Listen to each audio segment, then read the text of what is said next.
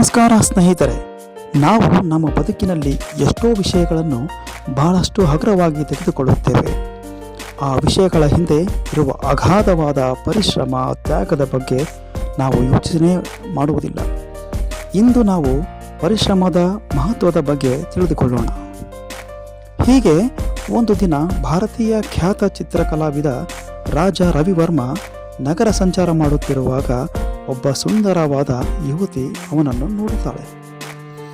ಆ ಸುಂದರ ಯುವತಿ ರವಿವರ್ಮನ ಬಳಿಗೆ ಬಂದು, ನೀವು ದಯಮಾಡಿ ನನಗಾಗಿ ಒಂದು ಚಿಕ್ಕ ಚಿತ್ರವನ್ನು ಈ ಕೂಡಲೇ ಬಿಡಿಸಿಕೊಡಿ ಎಂದು ಕೇಳಿಕೊಳ್ಳುತ್ತಾಳೆ. ಆಗ ರವಿವರ್ಮನು ಆಶ್ಚರ್ಯ ವ್ಯಕ್ತಪಡಿಸಿ, ಈ ಕೂಡಲೇ ಇಲ್ಲಿಯೇ ಈ ರಸ್ತೆಯಲ್ಲಿಯೇ ಚಿತ್ರ ಬಿಡಿಸಲು ಹೇಗೆ ಸಾಧ್ಯ ಎಂದು ಕೇಳುತ್ತಾನೆ. ಬೇಕಾದರೆ ಮುಂದಿನ ದಿನಗಳಲ್ಲಿ ಭೇಟಿಯಾದಾಗ ಖಂಡಿತವಾಗಿಯೂ ಬಿಡಿಸಿಕೊಡುತ್ತೇನೆ ಎಂದು ಹೇಳುತ್ತಾನೆ. ಅದಕ್ಕೆ ಒಪ್ಪದ ಯುವತಿಯು ಈಗಲೇ ಬೇಕೆಂದು ಹಠ ಹಿಡಿದು ಅಂಗಾಲಾಚಿ ಕೇಳಿಕೊಳ್ಳುತ್ತಾಳೆ.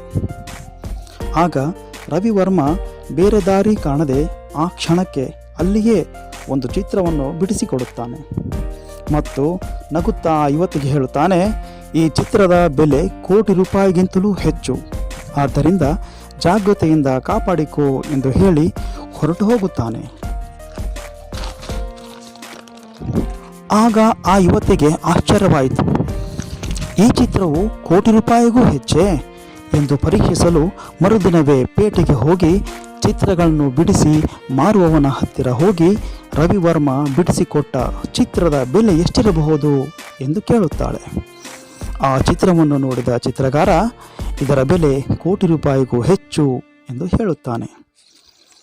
ಆಗ ಆ ಚಿತ್ರದ ಬೆಲೆ ಕೇಳಿದ ಯುವತಿಯು ರವಿವರ್ಮನನ್ನು ಭೇಟಿಯಾಗಲು ಹೋಗುತ್ತಾಳೆ. ರವಿವರ್ಮನನ್ನು ಭೇಟಿಯಾಗಿ, ನೀವು 10 ನಿಮಿಷದಲ್ಲಿ ಚಿತ್ರಿಸಿದ ಈ ಚಿತ್ರ ಇಷ್ಟೊಂದು ಬೆಲೆ ಬಾಳುತ್ತದೆಂದು ಗೊತ್ತಿರಲಿಲ್ಲ. ನನಗೂ ಸಹ ಈ ಚಿತ್ರಕಲೆಯನ್ನು ಕಲಿಸಿಕೊಡಿ. ನಿಮ್ಮಂತೆ 10 ನಿಮಿಷದಲ್ಲಿ ಆಗದಿದ್ದರೂ 10 ದಿನಕ್ಕೆ ಒಂದು ಚಿತ್ರವನ್ನಾದರೂ ಬಿಡಿಸುತ್ತೇನೆ ಎಂದು ಕೇಳಿಕೊಳ್ಳುತ್ತಾಳೆ.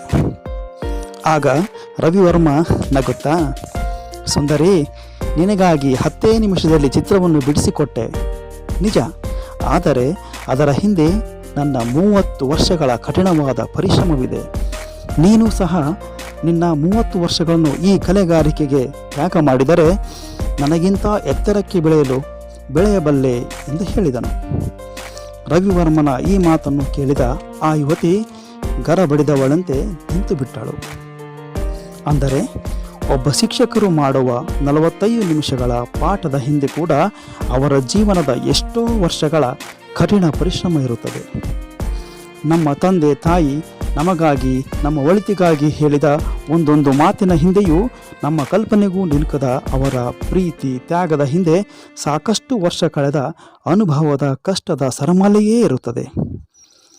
ಅದೇ ರೀತಿ ನಾವು ತಿನ್ನುವ ಒಂದು ತುತ್ತಿನ ಹಿಂದೆಯೂ ಒಬ್ಬ ರೈತನ ಅಪಾರವಾದ ಶ್ರಮವಿರುತ್ತದೆ. ಒಬ್ಬ ಬ್ರಹ್ಮಜ್ಞಾನಿ ಅಥವಾ ಸದ್ಗುರುಗಳ ಜೊತೆ ಕಳೆದ ಕೆಲವು ಕ್ಷಣ ಕೂಡ ನಮ್ಮ ಜೀವನವನ್ನು ಬದಲಾಯಿಸಬಹುದು. ಒಟ್ಟಾರೆಯಾಗಿ ಈ ಕಥೆಯ ನೀತಿ ಏನೆಂದರೆ, ಶಿಕ್ಷಕರ ಪಾಠಗಳು, ತಂದೆ ತಾಯಿ ಕಲಿಸಿದ ಸಂಸ್ಕೃತಿ, ಸದ್ಗುರುಗಳ ಜ್ಞಾನ ಬೋಧನೆ ಕೂಡ ರವಿವರ್ಮನ ಚಿತ್ರಗಳ ತರಹ ಕಲ್ಪನೆಗೂ ನಿಲುಕದ ಬೆಲೆ ಬಾಳುತ್ತವೆ. ಜೀವನದಲ್ಲಿ ನಾವು ಯಾವ ವ್ಯಕ್ತಿಗಳನ್ನು, ಯಾರೊಬ್ಬರ ಸಲಹೆಗಳನ್ನು ಹಗುರವಾಗಿ ತೆಗೆದುಕೊಳ್ಳಬಾರದು. ತುಂಬು ಜೀವನ ನಡೆಸಿದವರಿಂದ ನಮ್ಮ ಜೀವನ ತುಂಬಿಸಿಕೊಳ್ಳಬೇಕು. ಇದೇ ಪರಿಶ್ರಮದ ಮಹತ್ವ. ಧನ್ಯವಾದಗಳು.